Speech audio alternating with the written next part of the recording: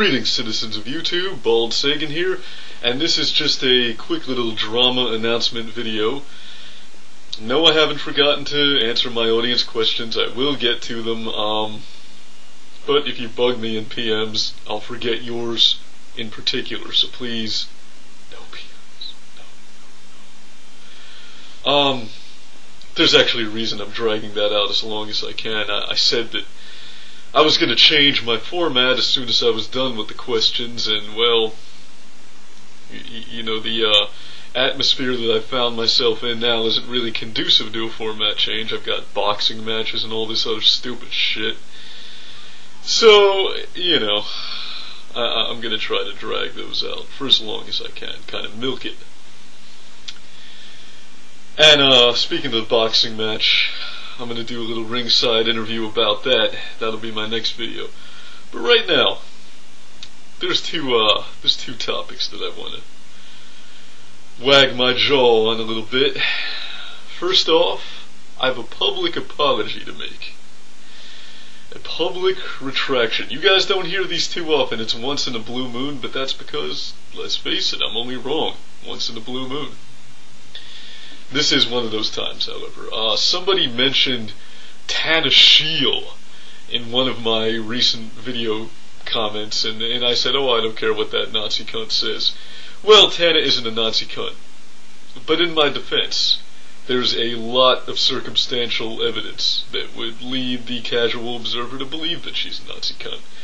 She's blonde, she's white, she plays Rammstein in the back of all of her videos, and everybody on her channel is a Nazi. All her friends are Nazis. Everyone who leaves comments is a Nazi.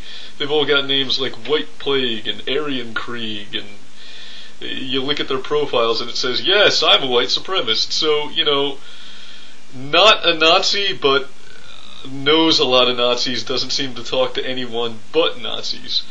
And it's kind of fishy, you know, as soon as I called her a Nazi, about 15 Nazis just goose-stepped on into my comments section. They were like, oh, you can't call Tana a Nazi, we're the Nazis, she's not a Nazi. You know, how do you react to that? It was just kind of strange. It's like, wow, for somebody who isn't a Nazi, you have a lot of Nazi friends. But she started PMing my other account, and we got to talking, and after a while I had to concede to myself, you know, anybody this adamant about convincing me that they're not a Nazi probably isn't, because why would she want to be a secret Nazi? I guess the deal with Tana Shiel is that she likes to spend her time arguing with Nazis, and since she's a cute white chick, they like her, even though she stands against everything they believe in. It makes sense to me, but you know, personally, I don't want to spend my time arguing with Nazis. Not that I think they're any worse than the people I do spend my time arguing with, about on a par, you know, ethically.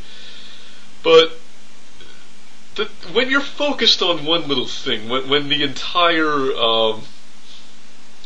point of your existence is just one little issue, whether it's, you know, the purity of your Aryan blood, or whether, you know, by the converse, you're one of those corny anti-racist action people who wear like the shirt with the swastika and the red Buster sign through it. You know, if you're focused on one little thing, you're a dumbass. If all you talk about all day is one goddamn issue, you're stupid. I don't want to fucking talk to you.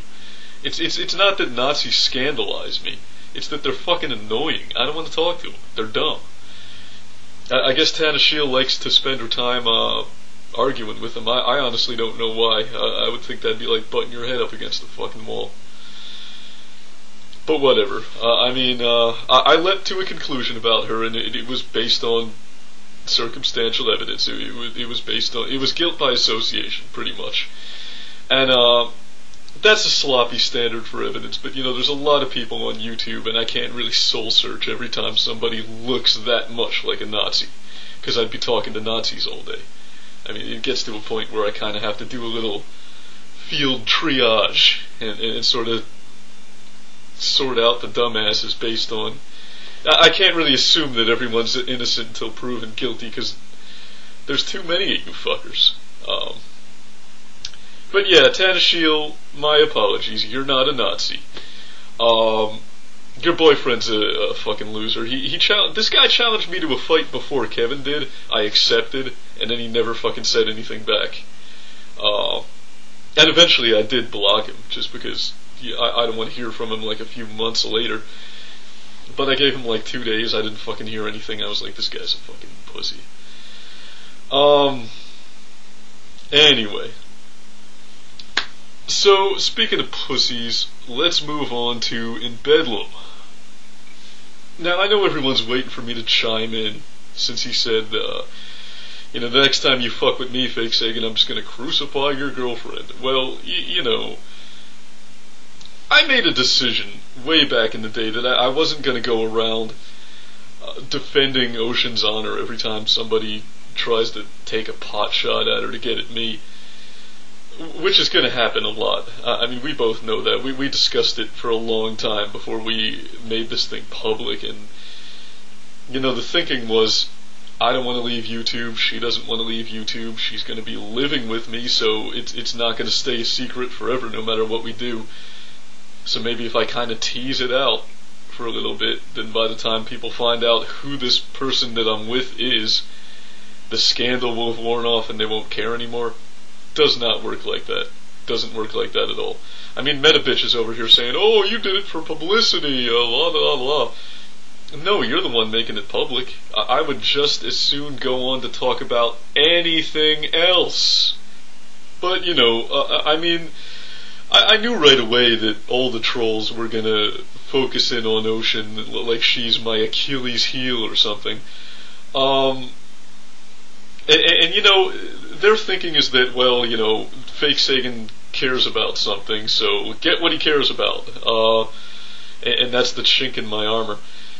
The funny thing is, it's precisely that kind of thinking that keeps you guys losers. It's not a weakness to love somebody. It's actually a source of great strength. And if you ever figured that out, you might have much happier and more fulfilling lives, which is why I hope that you don't, because frankly I like thinking about you guys as, these just fat, pimply losers sitting behind your computer with a whole bunch of empty Coke cans sitting around, furiously making your trolling videos like, I'm gonna get that Fake Sagan. Please, make me the focal point of your life. I want to be the first person that you think about in the morning when you wake up. It really does make me feel good about myself. But yeah, so I decided I can't just charge to Ocean's rescue like a knight in shining armor every time somebody fucks with her, because for another thing, I wouldn't like what that would imply. It would imply that I'm saying that, she's defenseless and she needs me to do that. I think she's perfectly capable of poning these idiots on her own. I hope she doesn't have to spend all her time doing that, because I like the videos that she was making, but what the fuck ever. Well, here's the thing, In Bedlam. What you said was so close to a threat of violence that I thought about notifying YouTube. But I think the worst thing I could do to you is let you stay here and continue to make a spectacle of yourself. Because, I mean, now you're like burning pictures of Strange Home. It was a bad likeness, by the way. You're a shitty artist.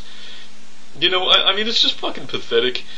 But this guy said in this most recent video, oh, well, Ocean, the friendship between us was all based on lies, and now you're with Fake Sagan or whatever. Okay, Ocean doesn't want to make the scant few PMs that transpired between the two of them public, because she doesn't want to humiliate you, In Bedlam. If it was me, I would, but I'll be the first to admit she's a better person than I am. She did show them to me, just so that one person would know this was bullshit. And I gotta say, man, truly pathetic stuff. There was never anything between you. Those PMs of yours read like fucking love letters from Ted Bundy. She was polite. That doesn't really mean there was any kind of deep feeling in Bedlam. In fact, if anybody wonders how her and I first started to get acquainted, it's because I pwned your ass. And she sent me a PM like, oh, thanks for putting that guy in his... I hate that guy. He used to stalk me. So, you're actually responsible for a lot of the happiness in my life in Bedlam. So thank you for that. I'm not really sure how to feel about it. I almost feel like I should make you the best man at our wedding or something, but I guess we'd have to have orderlies standing by with tranquilizer guns in case you get worked up. So, that's all I've got to say. You know, here's the thing, for all my trolls. If you can't pwn me based on anything about me, you're probably not going to be able to do it by pointing out that I have a beautiful and intelligent girlfriend. Good luck in your next life, losers. Fake Sagan out.